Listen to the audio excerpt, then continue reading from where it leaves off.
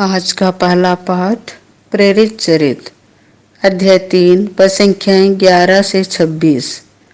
आप लोगों ने जीवन के अधिपति को मार डाला, ईश्वर ने उन्हें मृतकों में से जिलाया है। वह मनुष्य पेत्रुस और योहन के साथ लगा हुआ था, इसीलिए सब लोग आश्चर्यचकित होकर सुलेमान नामक मंडप में उनके पास दौड़ आए।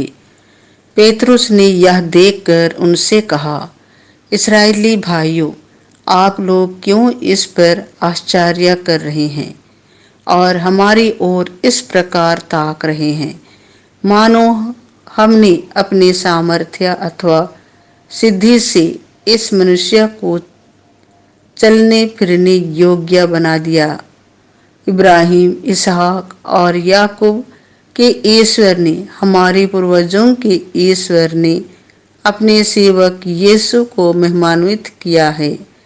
आप लोगों ने उन्हें पिलातुस के हवाले कर दिया और जब पिलातुस उन्हें छोड़ देने का निर्णय कर चुका था तो आप लोगों ने उन्हें अस्वीकार कर दिया।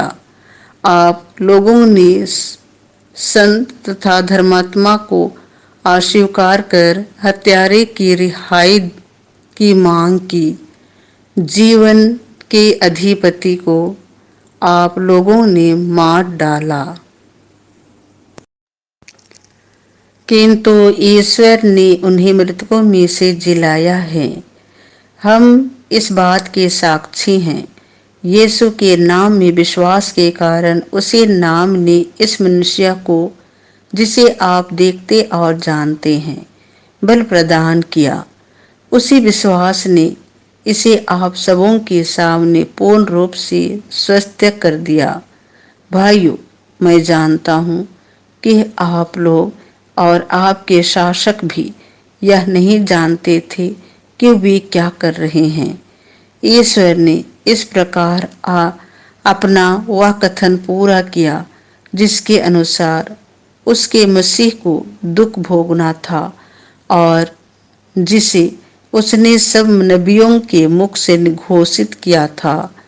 आप लोग पश्चाताप कीजिए और ईश्वर के पास लौट कर आइए, जिससे आपके पाप मिट जाए और प्रभु आपको विश्राम का समय प्रदान करे। तब वह पूर्व निर्धारित मसीह को अर्थात यीशु को आप लोगों के पास भेजेगा। यह आवश्यक है कि वह उस विश्वव्यापी पुनरुद्धार के समय तक स्वर्ग में रहे, जिसके विषय में ईश्वर प्राचीन काल से अपने पवित्र नबियों के मुख से बोला है। मूसा ने तो कहा है, प्रभु ईश्वर तुम्हारे भाइयों में से तुम्हारे लिए मुझ जैसा एक नबी उत्पन्न करेगा। वह जो कुछ तुम लोगों से कहेगा तुम उस पर ध्यान देना। जो उस नबी की बात नहीं सुनेगा वह प्रजा में से निकाल दिया जाएगा। शामुएल और सभी परवर्ती नबियों ने इन दिनों की भविष्यवाणी की है। आप लोग नबियों की संतति और उस विधान के भागीदार हैं जिसे ईश्वर ने आपके पूर्वजों के लिए उस समय निर्धारित किया था, जब उसने इब्राहिम से कहा था, तुम्हारी संतति द्वारा पृथ्वी भर के वंश आशीर्वाद प्राप्त करेंगे। ईश्वर ने सबसे पहले आप लोगों के लिए अपने पुत्र यीशु को पुनर्जीवित किया और आपके पुत्र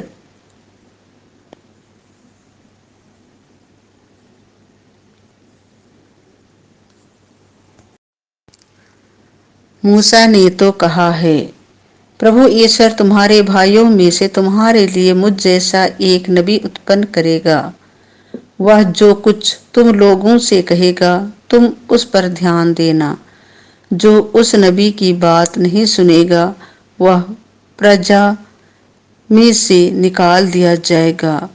शामिल और सभी प्रवृत्ति नबियों ने इस दिनों की भविष्यवाणी की है।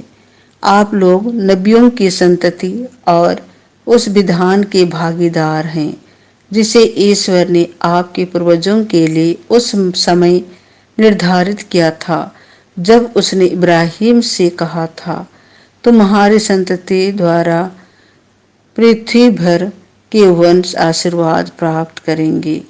ईश्वर ने सबसे पहले आप लोगों के लिए अपने पुत्र यीशु को पुनर्जीवित किया और आपके पास भेजा है, जिससे वह आप लोगों में से हर एक को कुमार्ग से विमुख कर आशीर्वाद प्रदान करे।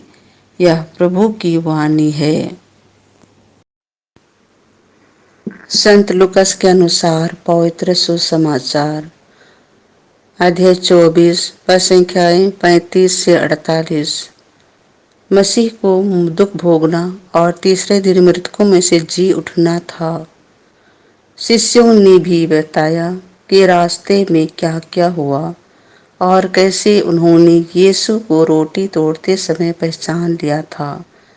वे यह सब बता ही रहे थे कि यीशु उनके बीच आकर खड़े हो गए। उन्होंने उनसे कहा, तुम्हें शांति मिले। परंतु वे विस्मित और भयभीत होकर यह समझ रहे थे कि वे कोई प्रेत देख रहे हैं।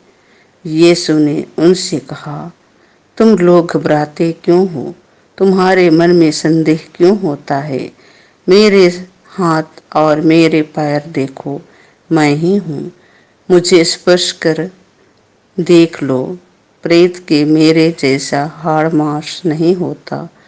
उन्होंने यह कहकर उनको अपने हाथ और पैर दिखाए। इस पर भी जब शिष्यों को आनंद के मारे विश्वास नहीं हो रहा था और वे आश्चर्यचकित बने हुए थे, तो यीशु ने कहा, क्या यहाँ तुम्हारे पास खाने को कुछ है? उन्होंने यीशु को भुनी मछली का एक टुकड़ा दिया। उन्होंने उसे लिया और उनके सामने ही खाया। यीशु ने उनसे कहा, मैंने तुम्हारे साथ रहते समय तुम लोगों से कहा था कि जो कुछ मूसा की संहिता में और नबियों में तथा भजनों में मेरे विषय में लिखा है, सबका पूरा हो जाना आवश्यक है। तब उन्होंने उनके मन का अंधकार दूर करते हुए उन्हें धर्म ग्रंथ का मर्म समझाया और उनसे कहा, ऐसा ही लिखा है कि मसीह दुख भोगेंगे, तीसरे दिन मृतकों में से जी उठेंगे और उनके नाम पर यरूशलेम से लेकर सभी राष्ट्रों को पाप क्षमा के लिए पश्चाताप का उपदेश दिया जाएगा। तुम इन बातों के साक्षी हो। देखो, मेरे पिता ने जिस वरदान की प्रतिज्ञा की है उसे मैं तुम्हारे पास भेजूंगा। इसीलिए तुम लोग शहर में तब तक बने रहो जब तक ऊपर की शक्ति से संपन्न ना हो जाओ। यह प्रभु का सुसमाचार है।